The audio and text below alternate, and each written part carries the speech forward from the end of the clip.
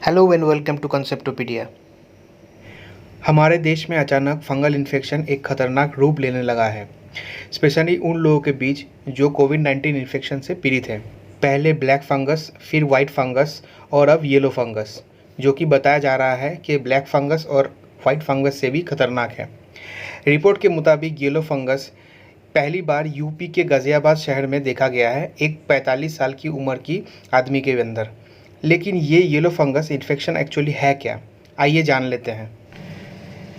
Yellow fungal infection एक fungal infection है जो कि फैलता है कॉन्टेमिनेटेड एनवायरनमेंट से, और नहीं तो अगर कोई सस्पेक्टेड पेशेंट अपनी सांसों के ज़रिए फंगस की माइकोमेट को बॉडी के अंदर ले लेते हैं तो भी ये इन्फेक्शन फैल सकता है।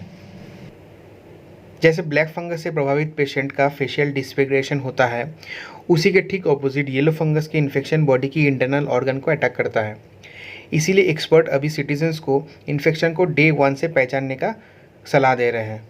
तो अगर डे 1 से हम लोग को इस इन्फेक्शन को रिकॉग्नाइज करना है तो सबसे पहले हम लोग को इस इन्फेक्शन का सिम्टम को समझना पड़ेगा। तो आइए देख लेते हैं इसका सिम्टम क्या क्या है।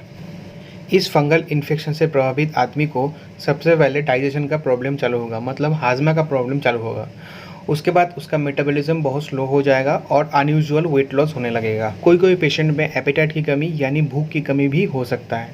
कुछ पेशेंट में संकिन आई यानी आंखों के नीचे पस जमना देखा गया है, और कुछ पेशेंट में इस इन्फेक्शन के चलते घाव बहुत देर से सूख रहा है, और एक्सट्रीम केसेस में नेक्रोसिस यानी सेल्स और टिश्यू का ख़त्म हो जाना भी देखा गया है।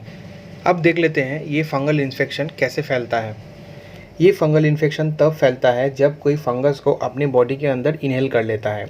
अपार्ट फ्रॉम दैट, जिस एनवायरनमेंट में ह्यूमिडिटी बहुत ज़्यादा है उस एनवायरनमेंट में फंगल इन्फेक्शन भी बहुत ज़्यादा हो सकता है। कोई अगर इस फंगस से कॉन्टामिनेटेड रखा हुआ खाना को खा ले तब भी वो इन्फेक्टेड हो सकता है। मगर अभी भी ये फंगल इन्फेक्शन कंटेजियन के स्टेज में नहीं पहुंचा है, क्योंकि ये पर्सन टू पर्सन स्प्रेड नहीं करता है।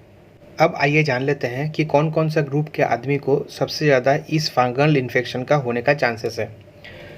ये इन्फेक्शन उस आदमी में होने का चांसेस ज़्यादा है जिनकी इम्यूनिटी बहुत वीक है, कुछ प्री एग्जिस्टिंग डिजीज़ के चलते, जैसे अनकंट्रोलेबल शुगर और कोलेस्ट्रॉल, जिससे इन्फ्लेमेशन होता है और बॉडी की इम्यूनिटी कम होता है।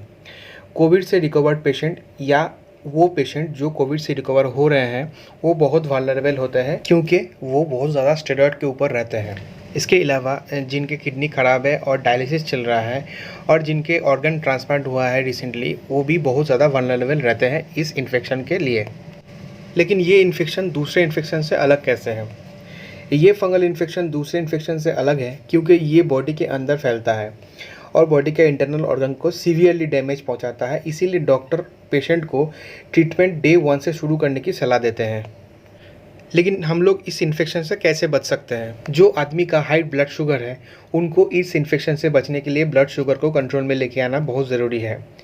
कोविड पेशेंट का रूम को सबसे पहले रेगुलर बेसिस में डिसइंफेक्टेंट करना चाहिए। जो लोग ऑक्सीजन थेरेपी में हैं उनको वेल फिल्टर्ड ऑक्सीजन प्रोवाइड करना है, जैसे ऑक्सीजन सप्लाई पाइप को, एफआरएल यूनिट को, फेस मास्क को, रेगुलेटर को डिसइंफेक्टेंट रेगुलर बेसिस में करना चाहिए।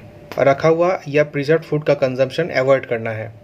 इस फंगल इन्फेक्शन का एक ही ट्रीटमेंट है जिसका नाम है एम्फोटेरिसिन बी इंजेक्शन। ये एक एंटी फंगल इंजेक्शन है, लेकिन सबसे पहले ध्यान देने वाला बात ये है कि अगर किसी को ये सिम्टम्स है तो सबसे पहले उसके नज़दीकी कोई डॉक्टर के पास जाए और उसके बाद ही ये इंजेक्शन को ले डॉक्टर के प्रेस्क्रिप्शन के हिसाब से।